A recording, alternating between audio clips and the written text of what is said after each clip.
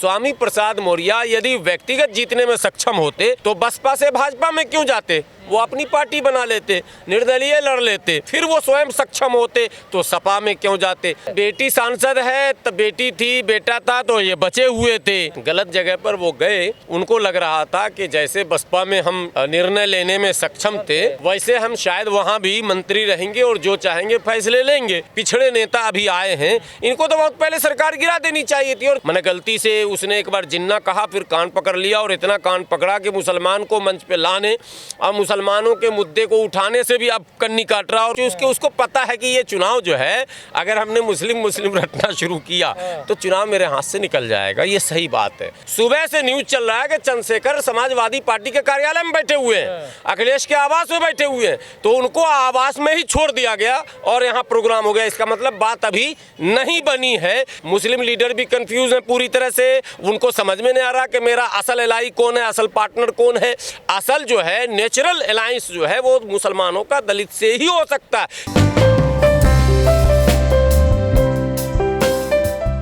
बड़ा उत्सव का वहाँ पर वातावरण है।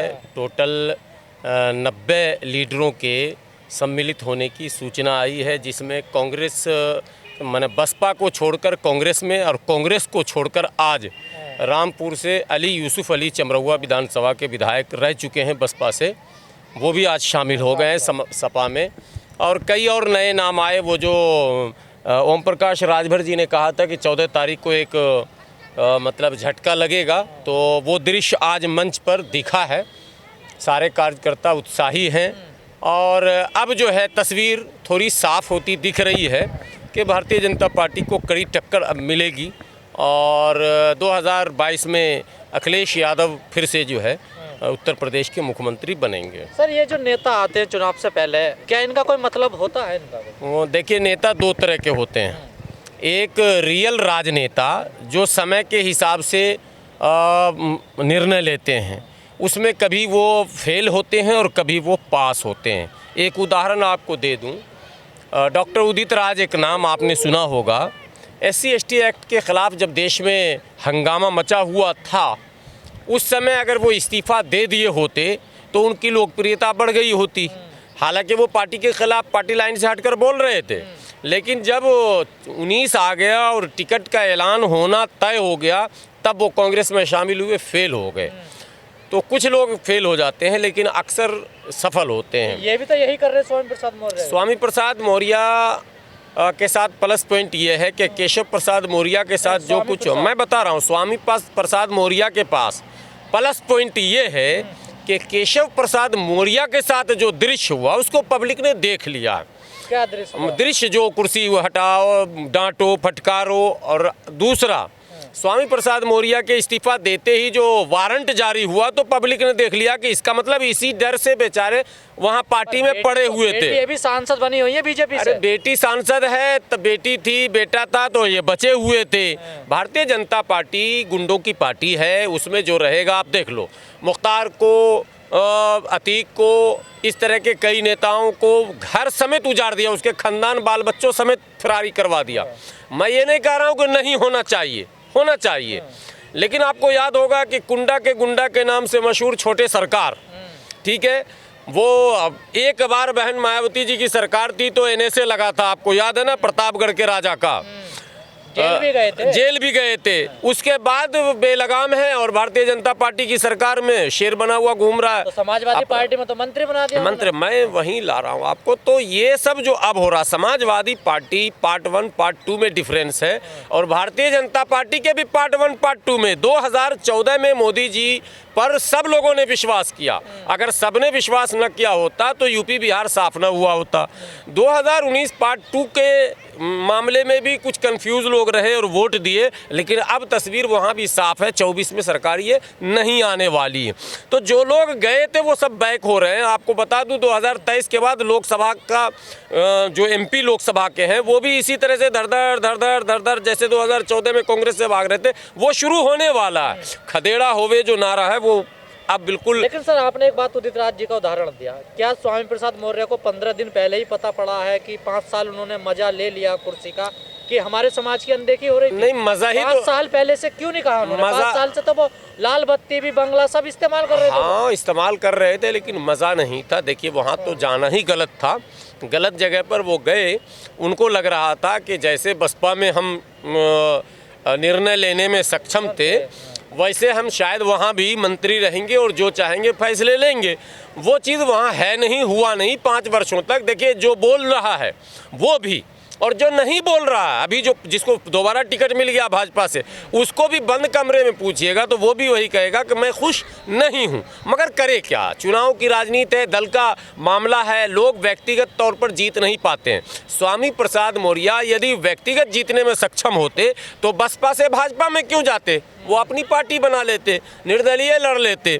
और अगर फिर मैं दोबारा कह रहा हूँ कि फिर वो स्वयं सक्षम होते तो सपा में क्यों जाते? देखिए, दल का टैग बहुत ज़रूरी हो जाता है। कुछ दल का और कुछ व्यक्तिगत बल का जब मिश्रण होता है तब विजय का रास्ता खुलता है। तो स्वामी प्रसाद मौर्य हो या जितने भी पिछड़े नेता अभी आए हैं, इनको तो बहुत पहले सरकार गिरा देनी चाहिए थी, और जो रह गए उनको भी अभी भागना चाहिए था। कम से कम उनको ये आपको मौका। नहीं लगता ये स्वार्थी लोग हैं? देखिए, स्वार्थ तो राजनीति में है ही, सबके साथ है, स्वार्थ नहीं है। तो फिर समाज की दुहाई अवसरवादी क्यों दे रहे हैं ये लोग? अवसरवादी स्वार्थी। देखिए, समाज की बात जब करेंगे तो टोटली एससी लीडर कंफ्यूज है, टोटली मुस्लिम लीडर कंफ्यूज है, टोटली ओबीसी लीडर कंफ्यूज है। ओबीसी के नाम पर जितनी राजनीति हो रही है, क्या ओबीसी नेता उस पर कभी खड़े उतर रहे हैं? कांग्रेस के ओबीसी नेता, भाजपा के ओबीसी नेता, सपा के ओबीसी नेता, तमाम दलों के ओबीसी नेताओं से पूछिए। मंच में बड़ा अच्छा लगता है समाज की बात करना, लेकिन वास्तविकता उससे परे होता है। और समाज पर जब आप आएंगे तो कोई दल, कोई नेता खड़ा नहीं उतर पाया। सरकार में फैसला ले पाएंगे अगर सपा की सरकार बनी? अब जो सरकार बन रही है, अभी जो नई तस्वीर है, जो नए चेहरे हैं, जो नया कुंभा आया है, इसमें देखिए अखिलेश यादव नो डाउट पहले से बदले हुए हैं और बड़ा ही मैंने टेक्निकल ढंग से वो अपने आप को कदम उठा रहे हैं। मैं बता रहा हूँ बदला हुआ, बदले हुए तस्वीर में आम लोग समझें ना समझें, हम लोग समझ रहे हैं दूर तक कि वो सबको बड़ा सम्मान और बड़े तरीके से सलाह से मशवरा से। देखिए, चाचा नाराज़ थे, लौट के आए कि नहीं आए? ठीक है, ये अखिलेश के मैंने राजनीतिक कौशल और अनुभव का कमाल है कि वो नाराज़ चचा जिन्होंने सारी कुश्ती लड़ ली, आखिर में भतीजा के नेतृत्व को स्वीकार कर लिया। कम है कहने का मतलब ये? अब मैं वही तो कह रहा हूँ, जब शिवपाल ने अखिलेश के नेतृत्व को स्वीकार कर लिया तो इसका मतलब है कि अखिलेश में अभी दम है और अखिलेश में बदलाव आया। अखिलेश की तारीफ कई अनुभवी राजनेता लगातार कर रहे हैं। अखिलेश के शब्दों, मैंने गलती से उसने एक बार जिन्ना कहा, फिर कान पकड़ लिया और इतना कान पकड़ा कि मुसलमान को मंच पे लाने और मुसलमानों के मुद्दे को उठाने से भी अब कन्नी काट रहा। और उसने ओबीसी एससी इसी मुद्दे को उठा लिया, जातिगत जनगणना ये सब शुरू किया है। ये नहीं पकड़ने ली, ये भी उसके राजनीतिक कौशल अनुभव का एक प्रमाण है कि उसने देख लिया कि हम को भूल गए वो अब इस टाइम। नहीं ना भूले, टिकट तो अपना चल रहा है। जो देखिए, जो जहाँ से जीत रहा है वहाँ तो उसको दल का टिकट मिलना ही है। जो फोकस अब ओबीसी दलित है, अब ठीक है, ये ठीक है, अच्छा है कि उसको पता है कि ये चुनाव जो है, अगर हमने मुस्लिम रटना शुरू किया तो चुनाव मेरे हाथ से निकल जाएगा। ये सही बात है। इसलिए जो असल अधिकार, देखिए, मुस्लिम का तो हम लोग विरोधी है। मुस्लिम में भी एससी एसटी ओबीसी और सामान्य है। अगर दलित मुस्लिम और दलित हिंदू ही एक हो गया होता, आप समाज की बात कर रहे हैं। उत्तर प्रदेश में भारत में सर्वाधिक दलित, और सर्वाधिक दलित में आप छोड़िए ना, एक जाति विशेष, मैं कहता हूँ उससे बड़ा कोई बिरादरी नहीं है उत्तर प्रदेश में। जाटव से बड़ी आबादी किसी की नहीं है। लोग कहते हैं आप यादव के पिछलग्गू बन रहे हैं, आप फलां के पिछलग्गू बन रहे हैं। अरे अब ये लोग पिछलग्गू लग रहे हैं। चंद्रशेखर गए ना पीछे लगे हुए, सुबह से कमरे में बैठे हुए हैं, न्यूज़ चल रहा है, सुबह से कमरे में बैठे हुए। अरे अभी तक नहीं आए, प्रेस कॉन्फ्रेंस हुई तो आपको पता ही नहीं है। असल बात सुनिए, चंद्रशेखर को नहीं लाया गया अभी मंच पर, कमरे में ही रहने दिया गया। अभी जो सबको सम्मिलित किया गया है, जिसमें स्वामी प्रसाद मौर्य और तमाम मंत्री और तमाम विधायक आए, वो उस समय हम लोग देख रहे हैं तस्वीर को कि भाई चंद्रशेखर किधर हैं। सुबह से न्यूज़ चल रहा है कि चंद्रशेखर समाजवादी पार्टी के कार्यालय में बैठे हुए हैं, अखिलेश के आवास में बैठे हुए हैं, तो उनको आवास में ही छोड़ दिया गया और यहाँ प्रोग्राम हो गया। इसका मतलब बात अभी नहीं बनी है। तो ये केवल चंद्रशेखर के लिए नहीं, जाटव और चमार बिरादरियों के लिए भी ये सोचने का विषय है, जिसकी आबादी उत्तर प्रदेश में सबसे बड़ी है। मैं तो देखिए, कांशीराम साहब ने जो नारा दिया था, अगर वो कुंभा रहता तो हमको किसी की ज़रूरत ही नहीं राजनीति में थी। लेकिन उस कुंभे को जो है तोड़ा गया किसी भी कारण से। उसमें कौन कौन मुजरिम है ये एक अलग विषय है। वो कुंभा बिखरा है। आज कोई कितना भी दावा कर ले, वो कुंभा पूरी तरह से बिखर चुका है। कहाँ बिखर गया? अरे पूरी तरह से बिखर चुका है, ठीक है। और आज यही कारण है कि जिसको उत्तर प्रदेश की सत्ता थमा कर गए थे साहब कांशीराम, आज वो खुद जो है दूसरे के दरवाजे सीट मांगने जा रहा है। ये डूब मरने की बात है। और मैं आज फिर कह रहा हूँ, चुनाव तो आते रहेंगे, चुनाव फिर आएंगे। केवल दलित मुस्लिम यूनिटी अगर हो जाए, सोशल यूनिटी, पॉलिटिकल यूनिटी हो जाए, तो न दंगे होंगे, न फसाद होंगे, न पॉलिटिकल अपीलमेंट होगा, न कभी हाथ पसारना पड़ेगा। कटोरा नहीं हाथ में आएगा, आप देने वाले बन जाएंगे। लेकिन इसमें दोनों तरफ कंफ्यूज लीडर हैं। मुस्लिम लीडर भी कंफ्यूज हैं पूरी तरह से। उनको समझ में नहीं आ रहा कि मेरा असल एलाई कौन है, असल पार्टनर कौन है। असल जो है नेचुरल अलायंस जो है वो मुसलमानों का दलित से ही हो सकता है, क्योंकि ये उसी नस्ल से आए हुए लोग कन्वर्टेड मुस्लिम। लेकिन नहीं जाएंगे, इनको ब्राह्मण चाहिए, इनको अपर कास्ट चाहिए। तो मुस्लिम लीडरशिप कंफ्यूज है और दलित की कंफ्यूज है। वो कभी हिंदू बन जा रहा, कभी कुछ बन जा रहा, कभी उधर खिसक रहा।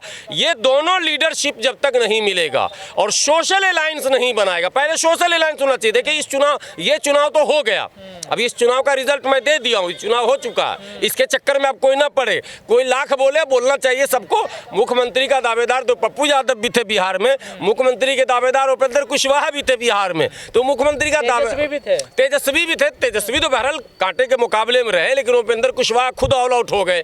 पप्पू यादव बेचारे अपनी सीट न जिता पाए। तो मुख्यमंत्री का दावेदार होना एक अलग चीज़ है, लेकिन तस्वीर अब साफ हो चुकी है।